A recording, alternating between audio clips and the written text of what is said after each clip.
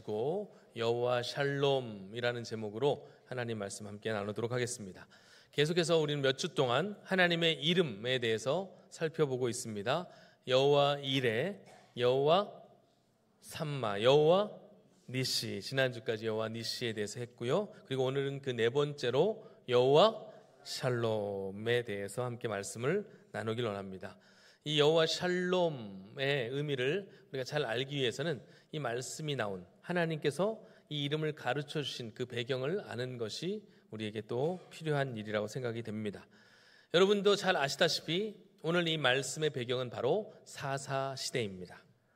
사사시대는 가나안 땅에 정착한 이스라엘의 기복신앙의 전형을 보여주는 시대다라고 한마디로 이야기할 수가 있겠습니다.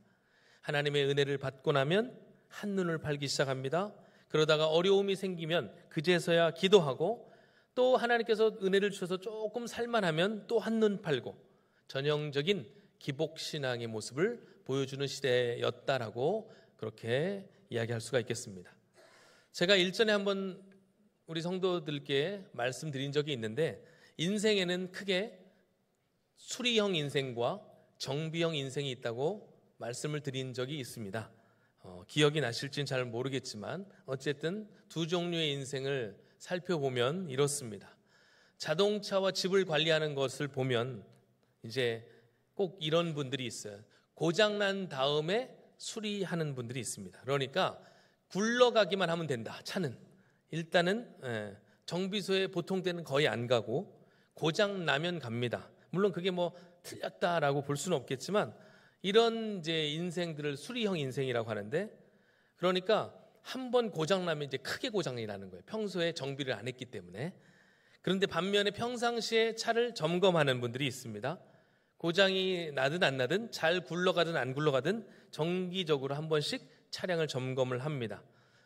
저희가 이번에 이제 청년부와 여름 우리 중고등부가 거의 비슷한 시기에 캠프를 갔기 때문에 차량을 한 대씩 각각 이제 나눴어야 했습니다. 그래서 제가 지난주부터 계속 그 전부터 이제 부탁을 드렸던 게 교육자들에게 차량을 잘 관리를 해두시고 정비를 해놓으십시오라고 부탁을 드렸습니다. 왜냐하면 꼭 수련회 때 이런 일들이 잘 생기거든요. 그래서 뭐 기름이 없어서 못 가는 경우는 없으니까 거의 기름은 잘 넣으니까 이렇게 문제가 생기지 않도록 타이어부터 뭐 이런 것들을 좀 점검하십시오라고 부탁을 드렸더니 우리 교육자들께서 잘 점검을 해두셔서 캠프 다녀오는데 아무런 이상이 없었죠? 네, 없었습니다. 네, 없었어요. 네. 여러분 차가 기름만 잘 넣는다고 가는 건 아닙니다. 그래서 이런 것들을 평상시에 잘 정비해 두는 인생을 정비형 인생 이렇게 할 수가 있겠습니다. 평상시에 차량 정비를 잘 해놓으면 뭐 차량뿐 아니라 어떤 부분에 있어서든 정비를 잘 해놓으면 비용도 적게 들 뿐만 아니라 갑작스러운 그런 고장 때문에 큰 어떤 낭패를 피할 수 있다는 장점이 있습니다.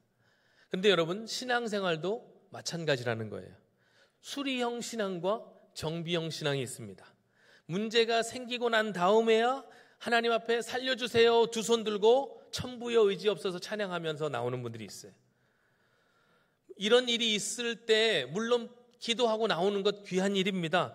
제가 이렇게 목회자로 쭉 볼 때 이런 일이 생겨도 감이 없어서 그런지 하나님 앞에 아예 그냥 대놓고 한번 해보자라는 식으로 해서 그런지 그래도 안 나오는 분들도 간혹 있지만 대체로 이런 일들이 생기면 하나님 앞에 나옵니다.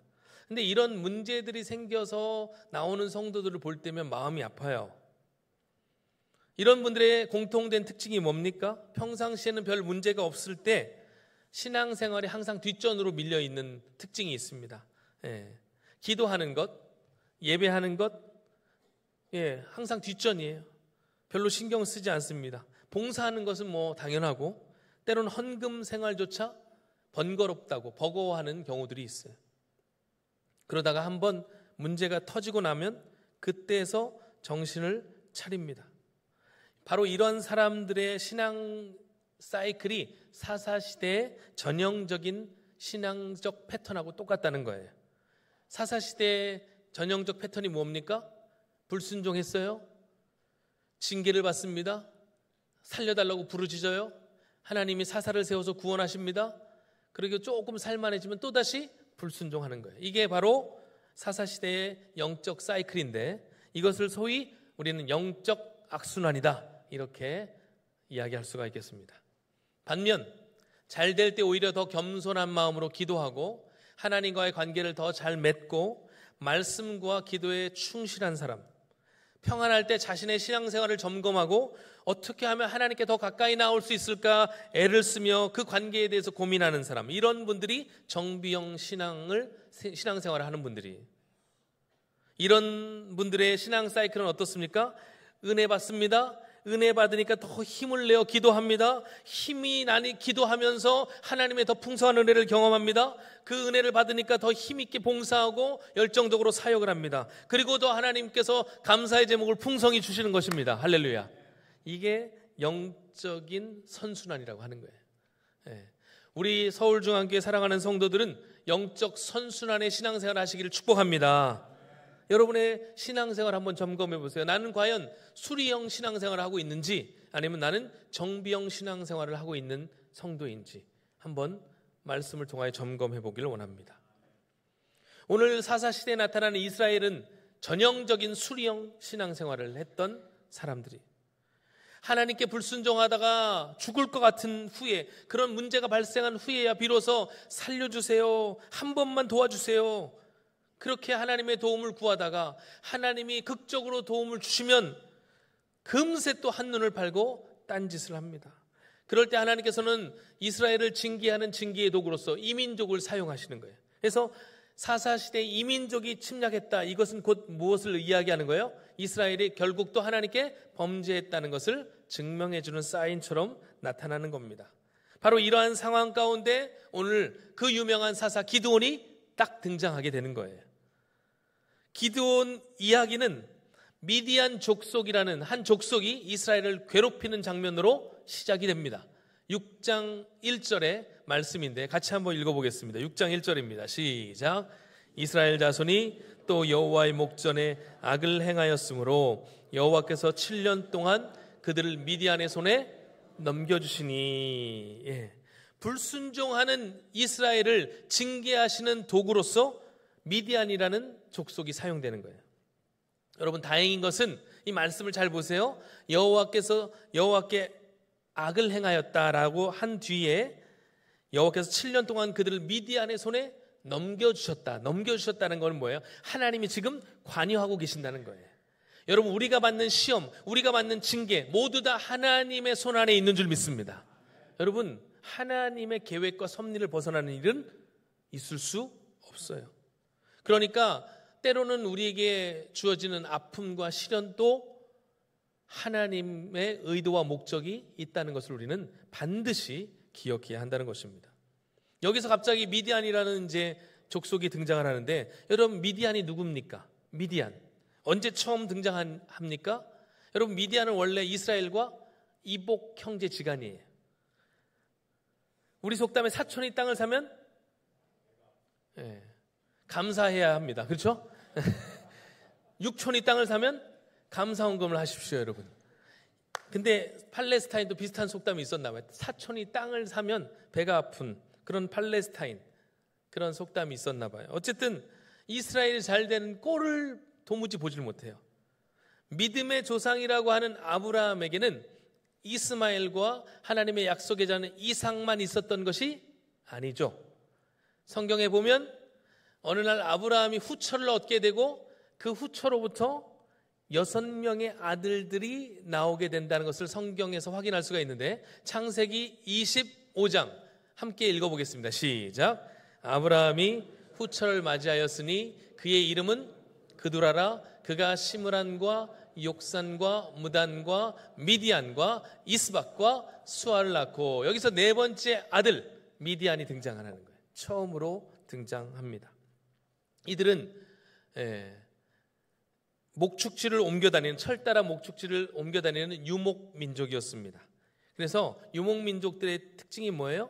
결국에는 잘 사는 사람들 주변에 거주하면서 어떻게 정착민들의 소산을 약탈하는 약탈 경제를 행하는 자들이었습니다. 원래 이들은 강한 족속이 아니었습니다. 그냥 강한 민족 옆에 붙어 사는 그런 족속이었는데 언젠가부터 이 미디안이 강해졌습니다. 신무기를 장착하면서부터 미디안이 갑자기 세지는 거예요. 그 신무기가 뭐냐?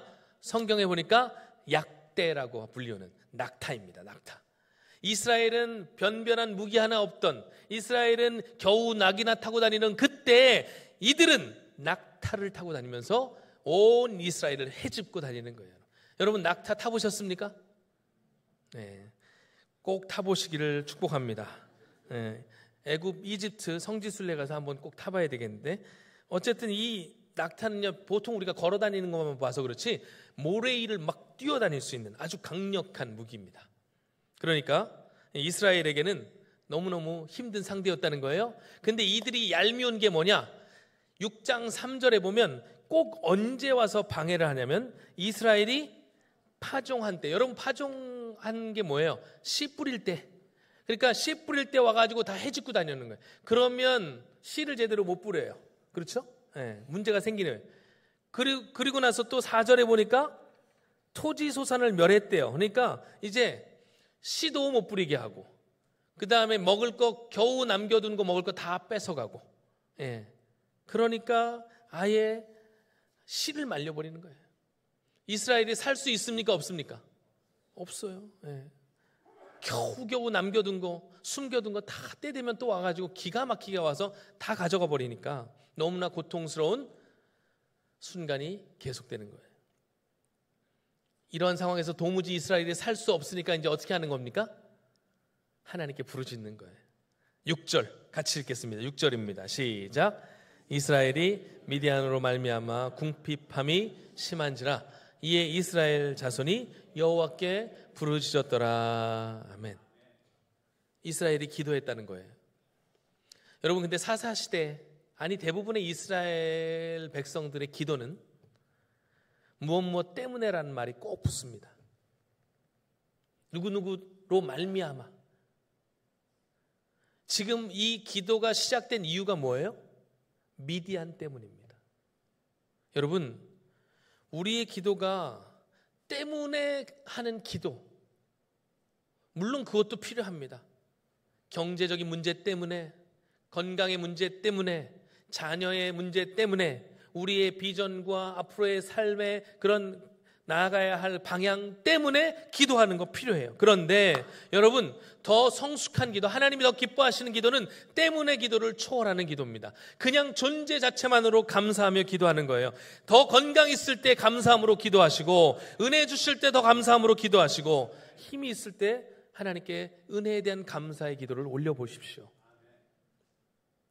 이럴 때 쓰임받는 인생이 더 복된 인생이 아니겠습니까? 이럴 때 기도하는 기도가 더 멋진 기도가 아니겠습니까, 여러분?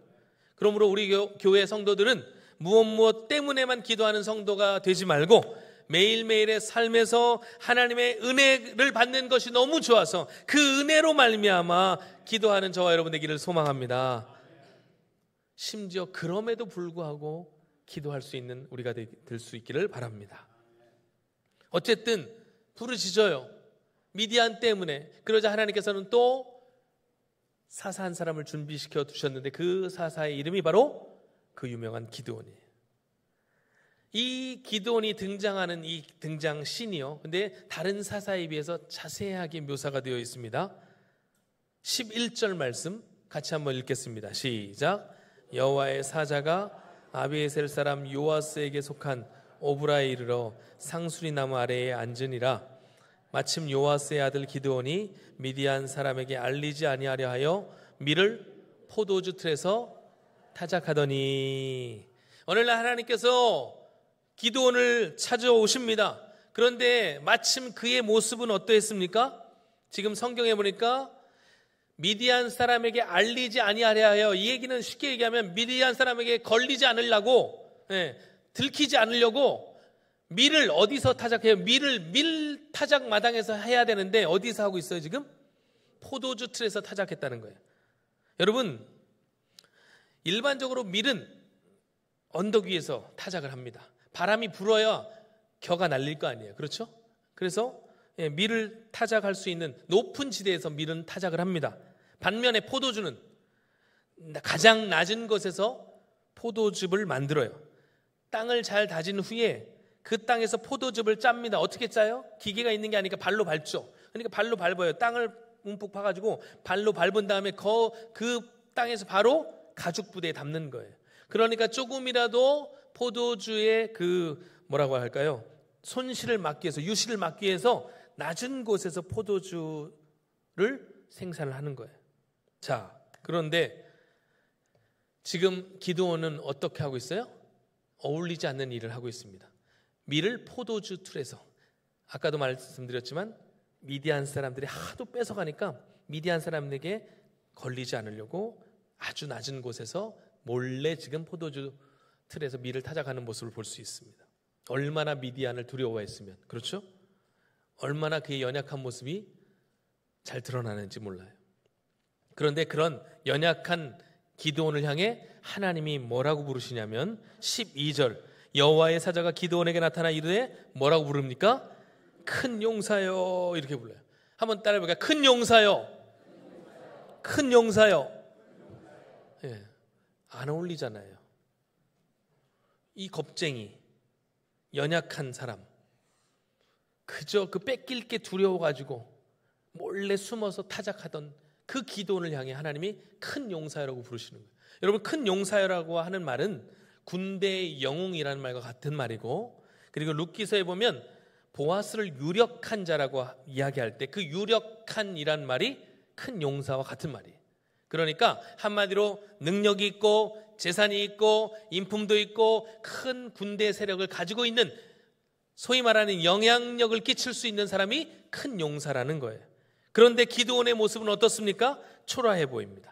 미디안에게 무엇인가 빼앗길 것을 두려워하여 숨어 지내는 그예요. 매우 심약합니다. 심지어 미디안 그 기드온 자신의 고백을 봐도 그가 별 볼 일 없는 사람임이 금세 증명이 됩니다. 15절에 보면 자기는 므낫세 지파 별 볼 일 없거든요. 므낫세 지파 중에 또 가장 작은 집안이래요. 그 집안 중에서도 자기가 가장 작은 자래요. 그러니까 한마디로 자기는 내세울 게 있는 사람이다 없는 사람이다? 없다는 거예요. 그런데 그런 기드온을 향해 하나님께서 큰 용사여, 너는 이스라엘의 구원자라고 선언하시는 거예요. 여기에서 바로 사람의 안목과 하나님의 안목의 차이를 우리는 발견하게 되는 거예요. 사람들은, 여러분 보세요, 겉으로 능력 있는 사람이 아니고 우리는 능력 있는지 없는지 있어 보이는 사람을 보는 거죠. 능력 있어 보이는 사람을 선호하여, 그리고 좀 잘 살아 보이는 사람을 좋아하고 힘이 있어 보이는 사람을 우리는 좋아합니다. 용사라고 생각을 해요. 그런데 우리 하나님은 사람들이 보기에 별 볼 일 없어 보이지만 어떤 사람을 용사라고 생각하시냐면 늘 하나님께 묻고 하나님의 말씀에 응답하는 사람을 진정한 용사라고 하나님은 생각하신다는 거예요. 이게 차이입니다. 사람은 눈에 보이는 대로 좋아 보이는 것을 가지고 있는 사람을 용사라고 생각하지만 하나님은 그런 겉으로 보이는 모습 말고 하나님과의 관계를 첫 번째로 생각하신다는 거예요. 여러분, 훗날에 사사시대 끝 무렵에 엘리 제사장이 나옵니다. 이 엘리 제사장, 사람들은 그가 이스라엘의 지도자라고 생각했을 그때 하나님은 아니라고 하신 거예요. 그러면서 어린 사무엘을 준비시켜 주시는 거예요. 또 하나님께서 사울을 왕 세우신 것을 후회하시고 사무엘에게 이새의 집으로 가서 차기 왕의 후보를 세우라고 말씀하시는 그 장면에서도 보면 이제 사무엘 선지자의 신방을 받습니다. 위대한 선지자가 우리 집에 오시는 거예요. 그러면 자기의 좋은 것 다 내놓고요, 자기 자녀들 다 참석시킵니다. 왜? 축복기도 받아야 되잖아요. 옛날은, 그죠? 그러니까 쭉 세워놓는데 첫째부터 쭉 세워놓습니다. 딱 보니까 사무엘도 그렇고 아버지 이새도 첫째 아들이 참 괜찮아 보이는 거예요. 이 아들이 왕이 될 것 같다라는 생각이 딱 드는 거예요. 그래서 하나님께 이 아들입니까? 그랬더니 아니라는 거예요. 둘째도 괜찮아. 괜찮아 보여요. 얘입니까? 아니라는 거예요. 쭉 끝까지 갔는데 다 아니에요. 이상하다. 혹시 또 다른 아들이 있습니까? 아버지 이새의 전혀 눈에 들지 않았던 막내 다윗. 그래서 그 위대한 선지자의 신방에도 참여시키지 않았던, 너는 가서 양이나 치고 있어라. 허드렛 일이라 해라 라고 하며 눈에 들지 못했던 그 다윗을 하나님은 결국 하나님의 사람, 시대의 일꾼으로 세우시는 거예요. 여러분, 이 시대에 쓰임받는 사람은 누구입니까? 누가 하나님 앞에서 큰 용사가 되겠습니까? 사람의 눈에는 비록 작아 보이고 특별한 거 없어 보이고 별 볼 일 없어 보이는 사람일지라 할지라도 하나님의 음성에 늘 귀를 기울이고 그 말씀에 반응하고 순종하는 자가 하나님 보시기에 큰 용사인 줄 믿습니다. 키가 커서 용모가 빼어나서 큰 용사가 아니고 하나님의 말씀에 귀를 기울이고 믿음으로 반응하는 자라야 큰 용사라고 성경은 인정한다는 거예요. 외모가 중요한 게 아닙니다. 키가 중요한 게 아닙니다. 마음이 중요하고 생각이 중요하고 하나님께 대한 말씀의 반응이 중요한 거예요. 여러분, 우리 교회가 대형교회 아닙니다. 우리 성도들 역시 자기 본인 나름대로는 자부심이 있으시겠지만 국가대표 한 명 없습니다. 파리 다녀오신 분 있으세요? 없어요. 네. 내세울 게 없다는 거예요. 우리 이름이 드러날 일이 별로 없다는 거예요. 그러나 세상적인 기준으로 볼 때는 특별한 거 없어 보이는 우리 교회가, 우리 성도들이 하나님 보시기에 큰 용사 되기를 소망합니다. 이거는 관계에서 결정이 되는 거예요. 내가 무언가를 가지고 있음에 결정되는 것이 아니고 하나님과의 관계에서 결정되는 사실을 잊지 마시길 바랍니다. 특별히 하나님은 오히려 우리같이 약한 자들을 사용하셔서 하나님의 강함을 이루신다고 성경은 이야기합니다. 사도 바울은 이렇게 고백하잖아요. 그러므로 내가 그리스도를 위하여 약한 것들과 능력과 궁핍과 박해와 곤고를 기뻐하노니 이는 내가 약한 그때에 강함이라. 아멘. 이 고백이 우리 모두의 고백되기를 소망합니다. 자, 이제 문제는 지금부터입니다. 하나님이 큰 용사라고 하셨습니다. 그러면 큰 용사가 된 겁니까?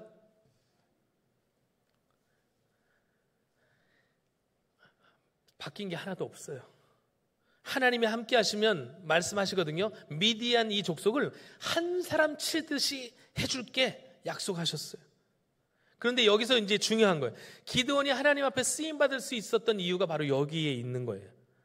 기드온은 하나님께 표징을 보여달라고 이야기합니다. 그는 자신을 찾아와 말씀하시는 그분이 누구이신지를 확인하고 싶었던 거예요. 말씀은 믿어졌지만 그 말씀과 그 말씀을 반영하는 현실 사이에는 너무 큰 갭이 있었던 거예요. 왜냐하면 여러분, 우리도 그래요.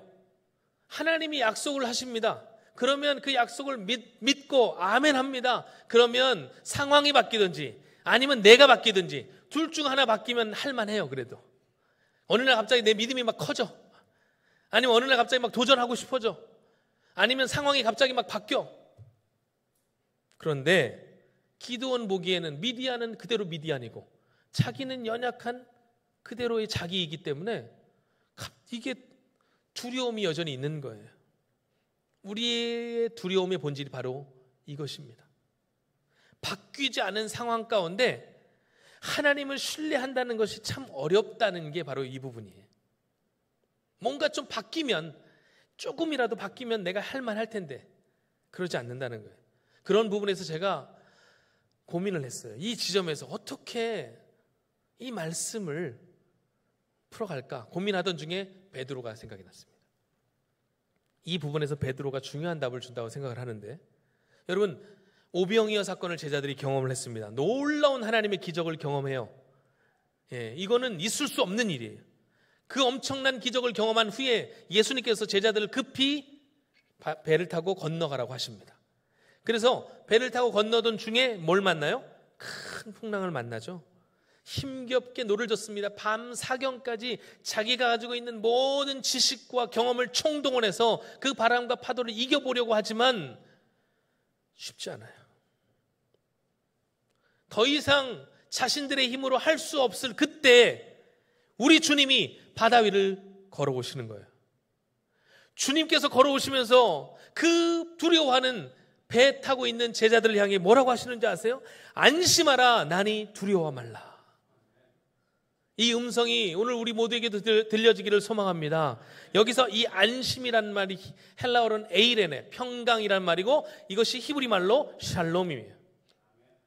하나님이 우리에게 오시니까, 주님께서 우리에게 걸어오시니까 평강이 임하는 것입니다. 그런데 문제가 여기서부터 이제 시작되는 거예요. 베드로가 주님을 보고 자신에게도 명령해서 자신도 주님처럼 바다 위를 걸으면 좋겠다고 이야기합니다. 주님이 오라고 해요. 그러자 베드로가 덥석 뛰어내립니다. 물 위로 뛰어내렸는데 신기하게 물 위에 서 있는 자신을 발견하게 되는 거예요. 와! 그리고 한 걸음 한 걸음 주님 있는 곳으로 가게 됩니다. 와, 놀라운 일이 펼쳐지는 거예요. 그런데 조금 지나니까 보이지 않던 바람이 눈에 들어와요. 큰 파도가 치는 것이 자신의 시야에 들어옵니다. 차츰 두려움이 밀려오기 시작하는 거예요. 이 파도에 이 파도가 나를 덮치면 어떻게 될까? 그 두려움이 의심으로 변해하여 결국 바다에 빠지게 되는 거예요. 그렇게 물에 빠져 죽어가던 그를 향해 우리 주님이 손을 내미시면서 건져내십니다. 그리고 이렇게 말씀하시는 거예요. 예수께서 즉시 손을 내밀어 그를 붙잡으시며 이르시되 믿음이 작은 자여 왜 의심하였느냐 하시고, 그리고 결국 주님이 배에 오르시면서 모든 상황을 종료시키십니다. 이 베드로의 모습이 바로 우리의 모습이에요. 우리도 여전히 살아계신 하나님을 믿습니다. 하나님의 약속의 말씀을 신뢰합니다. 그리고 그 말씀이 결국 우리를 승리하게 하실 줄도 믿습니다. 그런데 그 말씀대로 살려니 두려운 거예요. 안 바뀌면 어떡하지? 이렇게 했는데 안 되면 어떡하지?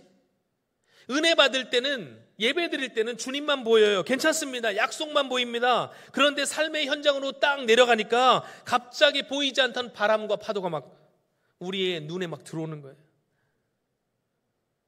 변하지 않는, 여전히 나를 휘몰아치는 주변 환경이 눈에 들어오기 시작합니다. 두려움이 시작되는 거예요. 염려가 나를 짓누르는 거예요. 이게 우리의 한계요, 우리의 연약함이라는 거예요. 여러분, 왜 우리에게 두려움이 생길까요? 하나님보다, 주님보다 상황과 환경을 두려워하기 때문입니다. 그러면 언제 그 두려움이 극복이 될까요? 그 두려움보다 크신 주님을 볼 때 그 두려움이 해소가 되는 거예요. 한번 따라해 보겠습니다. 상황보다 하나님을 더 두려워하길 바랍니다. 여기서 하나님을 두려워한다는 것은 무서워하는 게 아니고 하나님을 향한 경외입니다. 경외.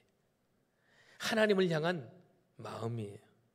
거룩하신, 크신 하나님을 볼 때면 피조물인 인간은 그 앞에서 두려워할 수밖에 없습니다. 그래서 구약시대는 하나님을 만나면 다 죽는다고 생각했습니다. 왜냐하면 하나님께서 나를 쳐다봐? 이래서 위협하셔서가 아니고 그 하나님의 크심에 눌려가지고 도무지 바라볼 수가 없으니까. 여러분, 태양빛을 여러분 그냥 선글라스도 끼지 않고 바라보실 수 있습니까? 한 1분 바라보면 여러분 눈 다 실명되는 거예요. 도무지 태양빛을 볼 수가 없어요. 그 영광스러운 하나님을 우리의 육안으로는 바라볼 수가 없는 거예요. 그래서 하나님은 믿음의 눈을 사용하라고 말씀하시는 겁니다. 상황보다 크신 하나님을 바라볼 때 우리에게 두려움과 염려는 사라지게 되는 거예요. 여러분, 하나님께 굴복하는 것이 진정한 평화의 시작임을 기억하십시오. 그렇게 기도는 곧바로 하나님께 제사를 드립니다. 이때만큼은 포도주 틀에서 밀을 타작하던 기도원의 모습이 아니에요.